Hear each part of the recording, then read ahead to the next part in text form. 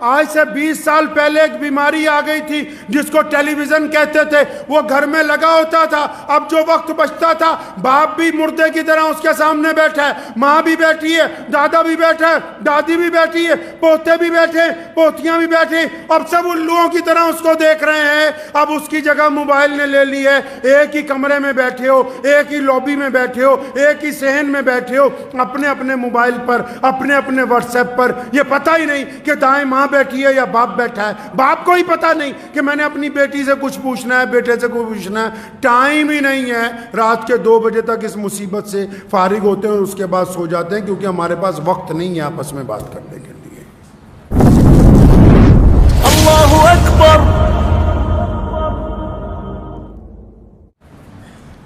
ہاں الزام لگائیں گے کہ ہماری بیٹی کو فلاں لے گیا، ہمارے بیٹے کو فلاں نے ورگلا دیا، الزام لگانے کے لیے ٹائم ہے۔ بچوں کے پاس ان کی ضروریات پوچھنے کا، وہ اگر کوئی سوال کرتے ہیں تو ڈانٹ دیا جائے، آگے سے چپ ہو جاؤ۔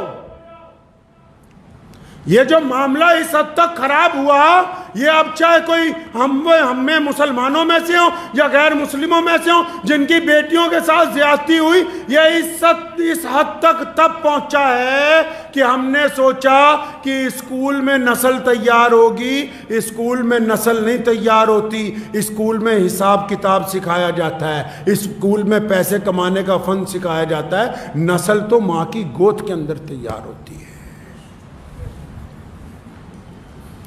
نسل تو دادا دادی کی گفتگو میں تیار ہوتی ہے، نسل تو باپ کے کندھوں پر تیار ہوتی ہے۔ ان کو کس نے بتایا کہ نسل جو ہے کالجوں میں تیار ہوگی؟ نسل تو معاشرے میں، اپنے سماج میں، اپنی برادری کے بڑے لوگوں میں، اپنے معاشرے میں، اپنے مذہبی مقامات پر نسل تیار ہوتی ہے، جس کو یہ سمجھایا جاتا ہے کہ بڑوں کی عزت کیسے ہوگی، چھوٹوں سے محبت کیسے ہوگی، حلال کے پیسے کون سے ہیں، حرام کا پیسہ کون سا ہے، ماں کی عزت کیسے کرنی ہے، بہن کی عزت کیسے کرنی ہے، دوسری کے بیٹی کو آنکھیں جھکا کر کیسے گزرنا دینا ہے۔ نسل تو اس گھر میں تیار ہونی تھی جس گھر میں ملٹی میڈیا موبائل ان کو پکڑا دیا ہے۔ اب تو نسل تیار ہی نہیں ہو رہی، اب تو صرف مشینیں تیار ہو رہی ہیں۔ چمن کے وہ خود پرست مالی جنہیں خزاں راس آ گئی ہو، چمن کے وہ خود پرست مالی جنہیں خزاں راس آ گئی ہو، وہ کیوں کر یہ دعا کریں گے چمن میں فصل بہار آئے، متائے گلشن کچھ ایسی بانٹی میرے وفادار دوستوں نے، نہ ان کے دامن میں پھول پہنچے نہ میرے دامن میں خار آئے۔ کتنے مہینوں سے یہ معاملہ چل رہا ہے، لیکن کسی بھی مذہب کے رہنما میں، چاہے ہم ہوں یا سامنے دوسرے مذہب والے ہوں، انہوں نے اپنے لوگوں کو نہیں سمجھایا کہ ایک دفعہ ہم بھی اپنے گریبان میں جھانکیں، ہم اپنی بیٹے اور بیٹیوں کی تربیت کی طرف توجہ دیں، ہم بیماری کی طرف توجہ دیں۔ ہاں ایک دوسرے پر الزام لگانے میں اس بات کی ہمیں سہولت مل جاتی ہے کہ ہماری قوم والے کہتے ہیں کہ واہ جی یہ تو ہمارا بڑھیا لیڈر ہے، اس نے دوسری قوم والوں کے خلاف بہت اچھا بولا ہے۔ تو بیماری تو وہیں کی وہیں، پہلے بیماری کیوں نہیں تھی؟ پہلے یہ بیماری کیوں نہیں تھی؟ اگر کسی کو بھوک لگی ہے کھانا دو گے کہ نہیں دو گے؟ اگر انسان جوان ہو گیا، اس کے جسم کی ضروریات ہیں، آپ کو کہتے ہیں بچے کا نکاح کر دو، نہیں پہلے کیریئر بنائیں گے، اب اس کو نکاح کی ضرورت تو بالغ ہونے کے بعد ہے، نہیں ہم تو کیریئر بنائیں گے۔ بناؤ بھائی کیریئر بناؤ، تاکہ اس کا کیریئر بن جائے اور کریکٹر برباد ہو جائے۔ تم 30 سال تک ان کا کیریئر بناؤ اور 30 سال کے دوران یہ اپنا کریکٹر اتنا خراب کر لیں، اپنی زندگی میں اپنے جسم کے ساتھ اتنی بے ایمانیاں کر لیں کہ جب کیریئر کی اونچی کرسی پر پہنچیں تو ان کے پلے کریکٹر بالکل نہیں ہوگا۔ اس کیریئر کا پھر کچھ نہیں ہو سکتا جو تم نے بنا کے دیا ہے ان کو۔ کہا نہیں، سماج کی ویوستھا نہیں کہتی کہ بچے بالغ ہو جائیں تو وقت پہ شادی کر دو۔ اب جو لوگ وقت پہ شادیاں کرنا چاہتے ہیں یا جو لوگ غریب ہیں، میں مذہب کی اینک لگا کے یہ تقریر نہیں کر رہا ہوں، جو لوگ غریب ہیں اپنی بیٹی کی شادی کرنا چاہتے ہیں، لڑکے والوں کے جو بچولے ہیں انہوں نے اتنی لمبی لسٹ سامنے کھڑی کر رکھی ہے. اب لڑکی والا غریب سوچتا ہے کہ میں اپنی بیٹی کی شادی کروں گا تو پھر کروں گا کیسے؟ شرم سے حیا نہیں ہے لوگوں کو.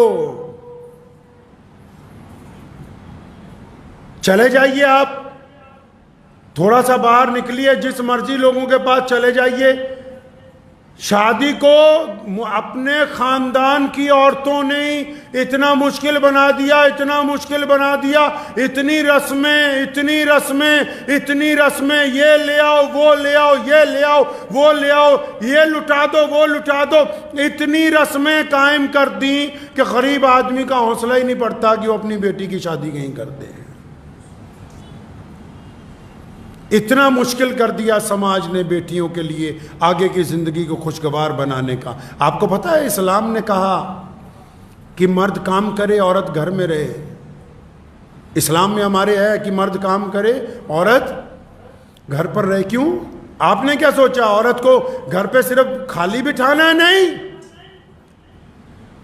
شریعت اسلامیہ کہتی کہ مرد سے بڑی پوسٹ، مرد سے بڑی ذمہ داری، مرد سے بڑا مرتبہ اس عورت کا ہے. یہ گھر میں اس لیے ہے کیونکہ اس نے نئی نسل تیار کرنی ہے، کیونکہ اس نے اپنے بیٹے اور بیٹی کو چلنے کا ڈھنگ سکھانا ہے، ان کی آنکھوں میں شرم و حیا ڈالنی ہے، ان کی زبان میں تہذیب ڈالنی ہے، ان کی دل میں امانت داری ڈالنی ہے، ان کی زبان میں حلال اور حرام کی تمیز ڈالنی. آپ نے کیا سوچا کہ مرد اگر بازار میں کام کر رہا ہے عورت گھر میں خالی ہے؟ نہیں، اصل کام تو عورت ہی کر رہی ہے، جو نسل میں ایسے لوگوں کا وجود تیار کر رہی ہے جن کی بیٹیاں اور جن کے بیٹے با حیا ہیں، جو دوسرے کی بہن بیٹی کو اپنی بہن بیٹی سمجھ رہے. یہ کمال تو صرف عورت نہیں کر کے معاشرے کو دینا تھا، اور کسی کے بس کی بات نہیں ہے. مجھے امید ہے کہ آپ کو یہ ویڈیو پسند آئی ہوگی. اگر پسند آئی ہو تو یہ آپ اپنے دوستوں کے ساتھ شیئر کریں اور اس چینل کو سبسکرائب ضرور کریں.